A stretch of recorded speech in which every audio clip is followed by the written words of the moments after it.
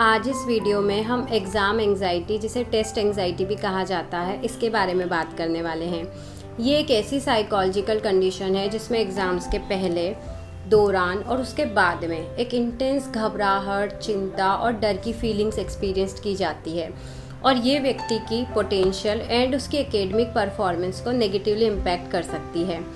अब जैसे कि कई बार देखा गया है कि पूरे साल मेहनत करने के बाद भी हम एग्ज़ाम्स के दौरान उतना अच्छा परफॉर्म नहीं कर पाते हैं, या कभी कभी जैसे ही एग्ज़ाम्स की डेट अनाउंस होती है या वो पास आने लगती है, हम कई तरीके के चेंजेस अपने अंदर महसूस करते हैं। जैसे कि हम उतने अच्छे से पढ़ नहीं पा रहे हैं,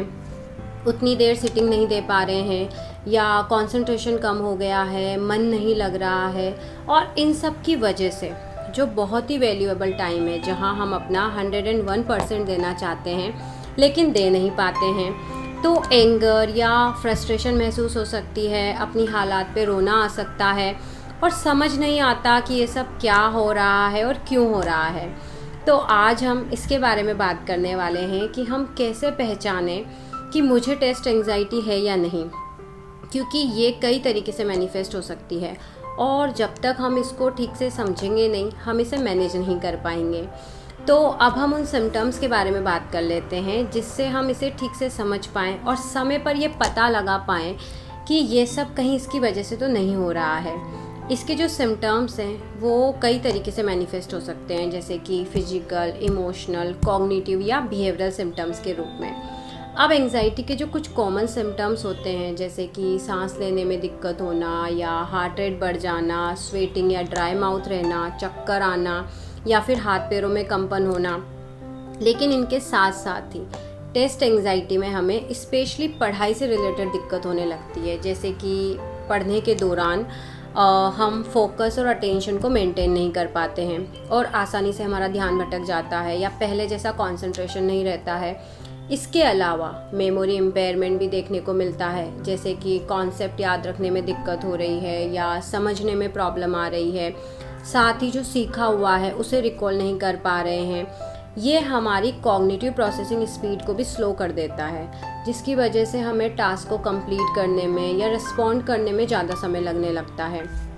और इन सब की वजह से हमारे अंदर फ्रस्ट्रेशन बढ़ सकती है या इरिटेट फील करते हैं, मूड स्विंग होने लगते हैं, ओवर थिंकिंग और सेल्फ डाउट भी बढ़ जाता है और अपनी ही कैपेबिलिटीज़ और डिसीजंस पे भरोसा नहीं रहता है और कॉन्फिडेंस कम हो जाता है और कुछ लोग नेगेटिव सेल्फ टॉक भी करने लगते हैं और फिर हमारा पढ़ाई करने का मन नहीं करता है या हम इसे अवॉइड करने लगते हैं और पढ़ाई के समय में व्यर्थ के कामों में लगकर अपना समय बर्बाद करने लगते हैं। स्लीप साइकिल डिस्टर्ब हो सकती है या लो फील करना, रोना आना, या इसके अलावा एग्ज़ाम हॉल में ब्लैंक आउट हो जाना, पेपर पढ़ने में, क्वेश्चंस को समझने में प्रॉब्लम होना, पैनिक या पैरालाइज फील करना, ये सब भी इसकी वजह से हो सकता है। और अब अगर इसे अनएड्रेस छोड़ दिया जाए तो ये हमारे एकेडमिक परफॉर्मेंस, हमारे सेल्फ एस्टीम के साथ साथ हमारी जो ओवरऑल वेलबीइंग है उस पर भी नेगेटिवली असर डाल सकती है। तो अब इसे कैसे मैनेज कर सकते हैं, क्या कॉपिंग स्किल्स है जो हम यूज़ कर सकते हैं, हेल्प कर सकती हैं वो हमें, या इसके प्रभाव को कम करके हम कैसे अपनी परफॉर्मेंस को बढ़ा सकते हैं, इन सब के बारे में हम नेक्स्ट वीडियो में बात करेंगे। तो तब तक आप अपने सजेशंस कमेंट बॉक्स में शेयर करिए और अपना ख्याल रखिए।